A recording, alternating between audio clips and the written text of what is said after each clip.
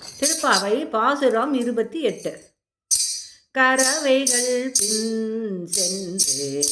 கானம் சேர்ந்துண்போம் அறிவொன்றும் இல்லாத ஆய்குலத்து உன் தன்னை பிறவி பெரும் தன்னை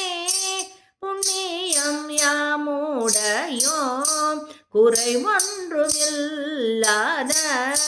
கோவிந்தா உன் தன்னோடு உறவேல் நமக்கிங்கு ஒழிக்க ஒழியாதே அறியாத பிள்ளைகளோ அன்பினால் உன் தன்னை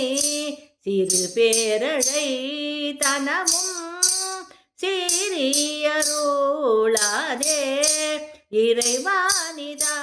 இறைவானிதாராய் பறையேலொரும் பாவா